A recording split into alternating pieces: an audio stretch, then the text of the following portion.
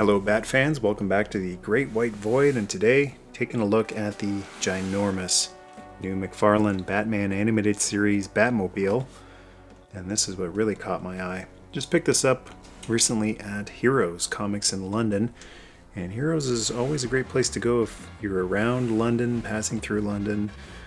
This one was actually cheaper than what it would have cost on Amazon or anywhere else online, and no shipping too. So that's a great deal. It's a gold label, and they did release this one some years back as a DC Direct.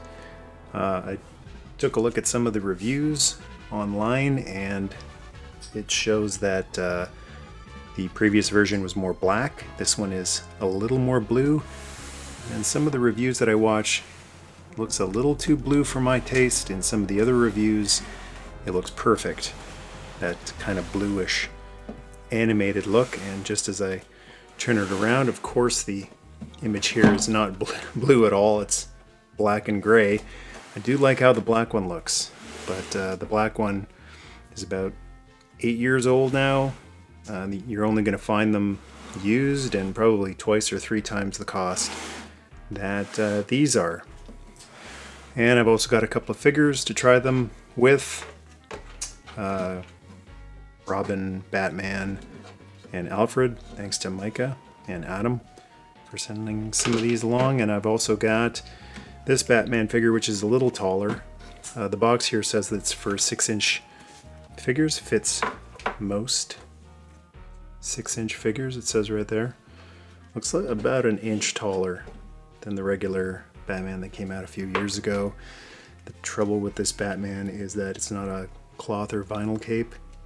It's kind of a rubbery plastic cape, which is going to get all bent. Same with the Robin too. McFarlane has done newer versions of these guys. I really hate the cell shading on the new Batman. I really prefer this one. The new Batman has like a cloth cape, which won't get all bent up, but luckily you can pull the cape off of that. You can pull the cape off of this guy as well, so that won't be an issue. Alfred, gotta have Alfred driving the Batmobile as well. All right, let's open up the Batmobile.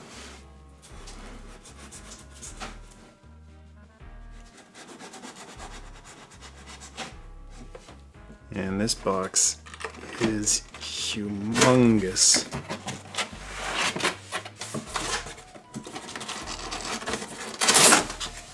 Packing material. Oh boy. Here's the Batmobile, wrapped up in protective plastic.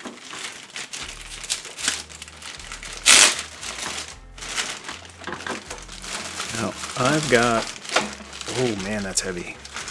I got a lot of light going on this, so I said that I saw some videos of it, reviews of it, where it kind of looked black in some and blue in the others. Well, I have so much light on this guy right now that this thing isn't going to look very dark from any angle that I show it. But just to the naked eye, there's a slight blue to it. It looks more, to my eye, kind of dark gray. Gunmetal gray almost.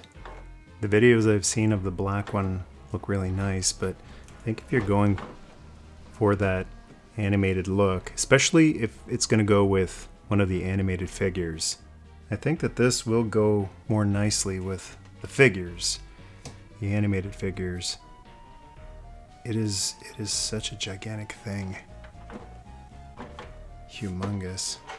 And, well, Alfred is like a true black tuxedo on him. So if I zoom in here, I'll be able to get a better idea of exactly what kind of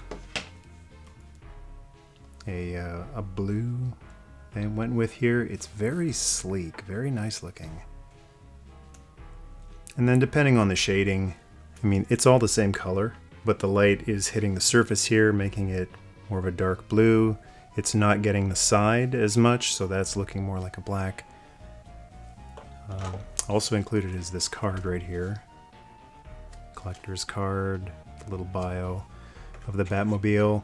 And before I do the 360 on it, we've got to get some juice in here. So underneath here is the battery compartment. I'm going to open that up and put some batteries in. And we've got our 3 AA batteries in there. And our activation switch is underneath here. So all I got to do is flip it. Wow. Really nice lights here. Get tail lights, brake lights, lights underneath, and then that turbine light all in the back. And I see a light came on inside as well. Slide this open, very similar to the Keaton 89 Batmobile. And ooh, on the inside here, there's some lights on the dash as well. That's very nice. There's a steering wheel. Cool. This moves around left and right. That's nice. I believe it goes this way. I did notice that when you close this cockpit, there's a little bit of a gap here. I feel like it should sit flat, but it's not. Probably so that it doesn't scrape on the top of the hood, which is a good idea. It's a small trade-off. Wouldn't want to scrape that all up. And it's really easy too to slide back and forth. Locks into place. Doesn't feel like anything is going to snap or break. Nice little tab that holds it in place, and I'm going to just test it and see if the cockpit's going to open up from some shaking. And doesn't look like it. So it's not held on very tight, but it's enough that it won't pop open while you're moving it around. Look at how humongous this is. Nice tires on it. Feel kind of rubbery. And they move left and right. I wonder if they're connected. Kind of like, oh yeah, they are. Moving one moves the other, and oh, I just noticed we got more lights at the front as well. And a 360 of the animated McFarlane Batmobile. It is gigantic and pretty darn affordable. That's what I like about these Batmobiles that McFarlane is putting out. They're obviously not Hot Toys level of quality or some of those other high-end companies like Mafex or Mezco, but there's still plenty of detail in it. Really, really nice paint job. It's not a ton of different paint applications, but there's enough. And the build of it, to me, looks fantastic. There's no schmutz all over the place, scraping, you know, flash, extra plastic flash points. It's really nice and solid. The electronics all worked right off the bat. When it comes to toys, the expression is usually you get what you pay for, but when it comes to McFarlane, quite often I'm seeing that you get a lot of bang for your buck with McFarlane. Now this is strange. There's a seat belt in there for the passenger side, and oh yeah, there is. I thought it was missing. There is a seat belt in there, and it's stretchy. You can actually pull it, stretch it. You know what Batman says, always wear your seatbelt, and it looks like it plugs right into there. So I'm going to try to put some figures in here, and if you've got this particular Batman, it should be fairly easy. I'm sure he fits in there with the cape. I just don't want to leave him in there too long with the cape. I mean, like for several days or weeks or months, because it'll probably warp the cape. Yeah, it looks like you have to tuck it under him, and it is actually a little bit of a tight squeeze to get him in there with his cape. It doesn't. I'm sure I could really smash it in there in order to get the roof to close, but I'm just gonna be on the safe side here. Remove the cape. When you do that, you get really wobbly head. But this should be a lot easier now. And then there are other capes you can get for this guy. I saw on eBay they do sell custom capes. Vinyl or cloth capes. So he fits in there a lot easier. He actually looks a little on the small side for this Batmobile. In order to hold the steering... Oh, I stand corrected. The steering wheel goes in and out. So that's... Wow, that's fantastic for different size figures that you want to use with this thing. So a little smaller figure, this will be able to reach out to him, and if you're able to fit a bigger figure in there, which we'll try in a few minutes with this bigger guy, steering wheel can be adjusted. I just don't know if there's going to be enough head clearance. So even with this guy sitting in here, oh, perfect fit. That's always a giant annoyance when figures don't fit in vehicles. Saw it with the Ecto 1, G.I. Joe scaled Ecto 1 I just reviewed not too long ago. It's an issue with McFarlane's 89 Batmobile, the 6-inch scale figure. Tucking Batman's ears. You have to tuck them in behind here in order to get the canopy to close. This one, it looks like it'll hit, but it's not hitting. Or not much anyway. I'd say that these old figures are a perfect fit. And I believe they're about 6 inches. And we got a Robin over here. And luckily, the hip joints on these figures are good. This one doesn't actually go into a full sitting position. And I wasn't going to grab this Robin, but he went on sale a couple of months ago at Toys R Us. So he was actually sitting just in package in a box, waiting for the day I might need a Robin, and here we go, that day has come. And there's the dynamic duo in there. I'm sure that I can get Batman's hand to grip the steering wheel.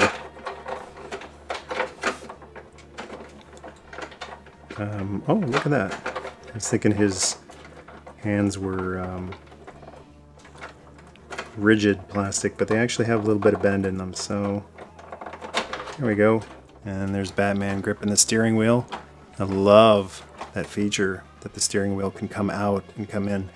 Now that I think about it, there are so many vehicles I've seen over the years where the figure, the arms are too short, or the figure's too small, or just the way it's designed, you have to sit the figure up. I can show you actually right here what it would look like on another vehicle. You have to sit him up a little forward, which leaves a gap in behind so that he's not actually sitting in his seat. But with this one, boom, just push it out. Looks fantastic. Robin keeps sliding down. He's really small for this seat right here. I guess he's just a kid, but the seat belt, if you hook that in, that might help him not move around as much. There's no grip or texture to the seats in there. So yeah, the figures are just going to slide around. And one tip for getting the seatbelt on the figures is to attach the seatbelt first, and then stick the legs through, put the arms up, but just have it already secured. And no problem closing it with Robin in there. And it's a really dark tint in there. You can't see through it. And if you want to get Alfred in there as well, this particular version has a little bit of coattails on there, but I don't think that's not a big deal. If he's going to sit on it for a while, they'll just straighten out anyway when you stand the figure back up. Let's see if Alfred fits in here.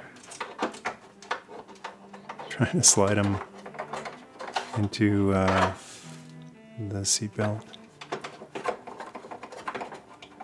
That's a little trickier. Just Have him sit on top. Ah, so the coattails are kind of elevating him just a little bit.